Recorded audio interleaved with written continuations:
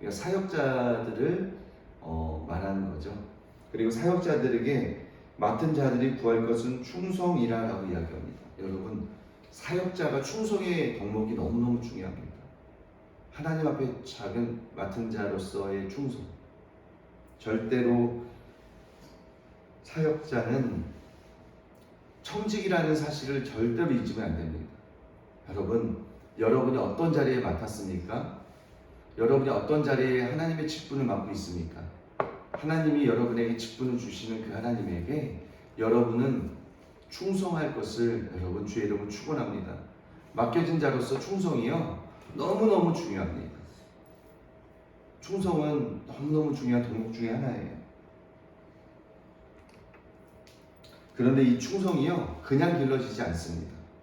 오랜 시간 동안 주님만의 말씀 가운데 씨름하며 그 말씀 앞에 순종하면서 주님의 성품이 변화된 이후에 충성이라는 덕목이 생깁니다. 여러분, 충성스러운 사람은요 어떠한 일을 맡겨도요 내 일처럼 해요. 이거는 맡은 자, 모든 자에게 해당되는 말씀이거든요. 주의 종들뿐만이 아니라 성도님들에게도 맡겨진 일이 있잖아요. 직장에서의 사명, 직장에서의 맡겨진 일, 가정에서의 맡겨진 일, 다양한 맡겨진 일이 있죠. 맡겨진 자로서의 구할 것은 충성이라는 거예요. 하나님은 지극히 작은 자를 들어 쓰십니다. 지극히 작은 자, 충성. 3절에 보니까 너희에게나 다른 사람에게나 판단받는 것이 내게는 매우 작은 일이라 나도 나를 판단하지 아니하노니 내가 자체가 아무것도 깨닫지 못하나 이로 말미암아 의롭다함을 얻지 못하노라 다만 나를 심판하시는 이는 주시니라. 여기서 이렇게 해석해서 나오죠. 판단에 대해서 또 나와요. 고린도 교회가 은사도 많았고 또 성령의 능력도 각각 나타났습니다. 그런데 판단하는 일이 잦았다라는 거예요. 교회가 아볼로파, 나는 게바파, 나는 바울파 막 이렇게 강해지는 모습들도 있었고 교회 안에서 사람을 판단하는 일이 잦았다라는 거예요. 나는 좀 믿음이 우월한 자야. 믿음이 연약한 사람을 판단하고 그런데 사도 바울이 뭐라고 해요? 판단하지 말라고 이야기합니다. 판단은 위험한 거라고 이야기해요. 그런데 정말 우리는 판단을 너무 쉽게 하는 경향이 있습니다. 형제들아 내가 너희를 위하여 이 일에 나와 아볼로를 들어서 본을 보였으니 이는 너희로 하여금 기록된 말씀 밖으로 넘어가지 말라 한 것을 우리에게서 배워 서로 대적하여 교만한 마음을 가지지 말게 하려 함이라. 나와 아볼로, 바울과 아볼로가요 먼저 본을 보였대요.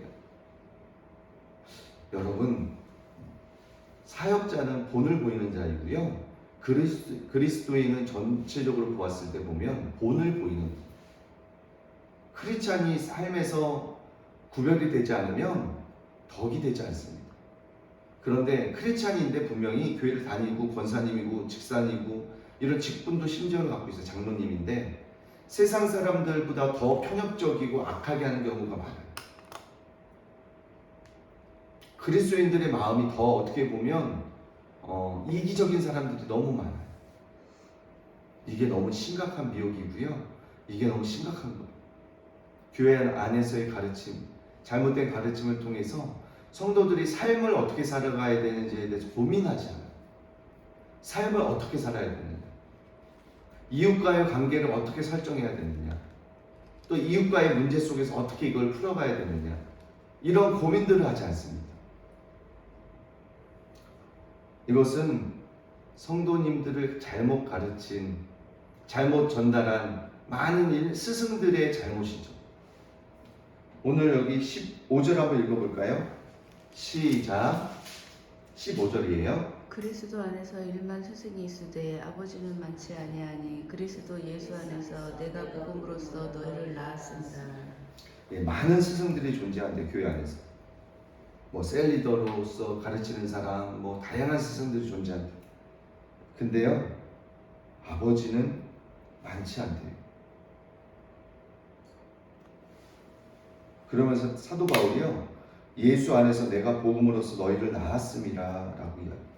여러분, 이런 사도 바울처럼 정말 성도들을 사랑하는 지도자를 만나는 거 여러분 큰 복인 줄 믿습니다. 여러분, 정말 성도들을 사랑하는 지도자 만나는 게요 너무나 큰 복이에요. 근데 오늘날 성도를 진짜 끝까지 사랑했던 지도자가 있나요? 글쎄요, 제가 다녔던 교회들은 그런 교회가 없었습니다. 성도들을 끝까지 사랑했던 지도자가 저는 본 적이 없어요.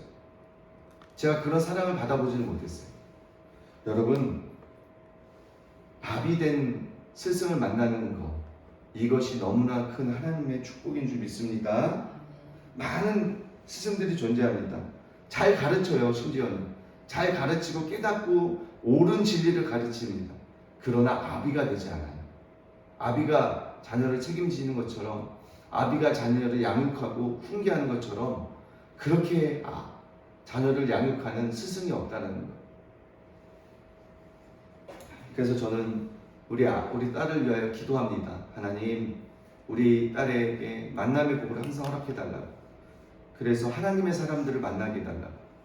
왜냐하면 우리는 필연적으로 살아가면서 스승들을 만나요. 첫 번째는 학교에서 선생님 만나죠.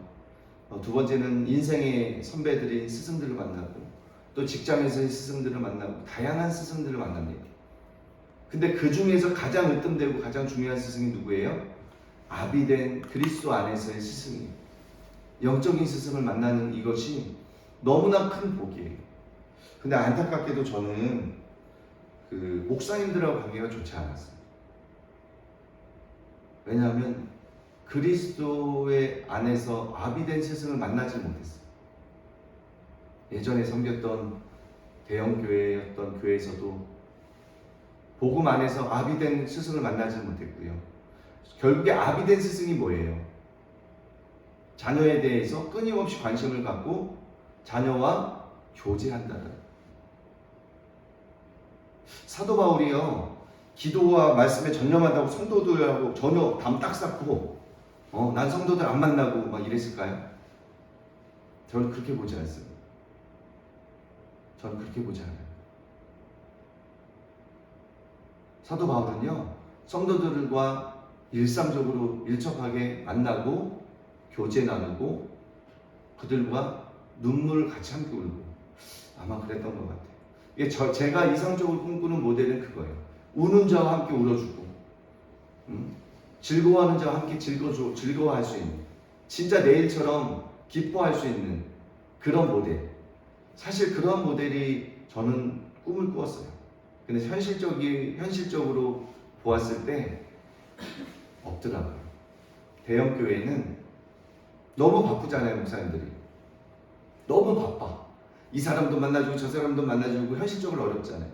그러니까 아마 목사님들이 선별적으로 만나는 것 같은데, 아무튼 저는 그렇게 꿈을 꿨거든요. 여러분, 큰 목회, 작은 목회, 이것은 사람이 나누는 거예요. 뭐 100명 앞에서, 1000명 앞에서, 10,000명 앞에서, 10만 명 앞에서 이런 많은 큰 목회는요, 사람들이 규정짓는 거예요. 하나님이 규정짓지 않습니다. 여러분, 사역을 쫓아가면 반드시 변질됩니다. 사역이 우상이 되는 거예요. 그래서 우리가 일반 스승은 있지만 그리스도 예수 안에서 아비 되는 스승을 만나는 이것이 너무나 큰 복인 줄 믿습니다. 여러분, 기도하세요. 지금도 계속해서 우리는 누군가를 만나가잖아요. 하나님의 사람들을 만나게 해달라고. 하나님의 사람을.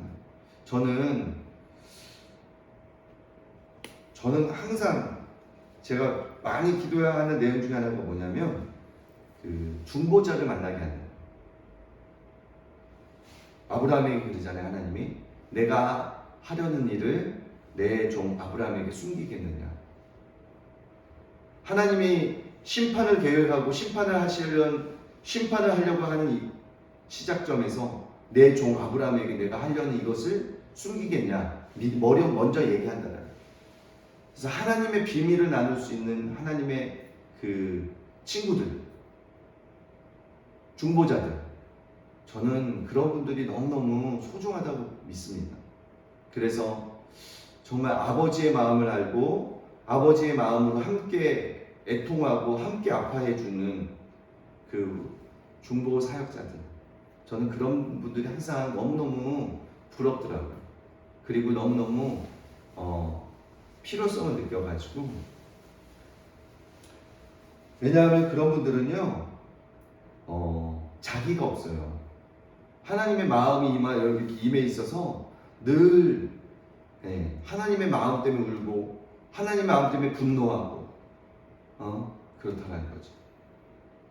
여러분, 우리가 하나님의 마음을 헤아리고 하나님의 마음을 알려고 노력해야 합니다.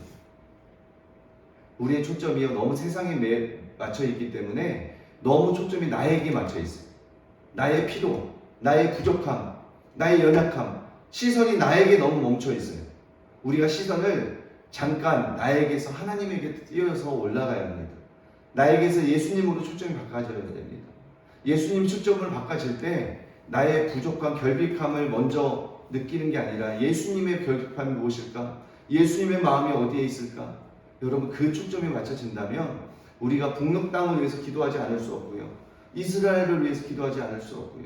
가난한 이들을 위해서 기도하지 않을 수가 없습니다. 왜요? 예수님의 눈이 그들 가운데 있기 때문에, 예수님의 마음이 거기 있기 때문에 저와 여러분도 예수님의 마음에 초점을 맞춘다면 우리도 그러한 사람들을 볼 수 있는 눈, 그리고 그들을 위하여 함께 울 수 있는 마음, 여러분, 이러한 사람이 정말 예수님의 거룩한 신부가 아닐까 생각해 봅니다. 여러분, 그러기 위해서 우리도 오늘도 예수님의 심장을 달라고, 하나님 아버지의 마음을 부어달라고. 여러분, 기도의 차원이 다릅니다. 여러분이 갈급하고 갈망하는 마음을 올려드리는 기도도 너무 소중하죠. 그런데 아버지의 마음이 여러분의 마음속에 임해서 아버지의 마음 붙잡고 기도하는 사람은 기도의 차원이 달라요. 여러분, 그런 기도를 해야 합니다. 나의 필요를 강력하게 올려드리는 기도도 너무 필요하고 중요합니다. 그러나 아버지의 마음이 우리에게 임해서 아버지의 마음으로 인해서 우리가 중보기도하고 울 수 있는, 아버지의 마음으로 인해서 그 마음이 내 마음을 진동하는 그러한 기도 사역자가 되기를 예수님의 이름으로 축원합니다. 저 역시 꿈꿔요. 하나님, 우는 자와 함께 울 수 있는 마음, 기뻐하는 자와 함께 기뻐할 수 있는 마음, 그렇게 하나님의 벗이 되게 달라고 저 여러분이 오늘도 기도하면서 나아가겠습니다.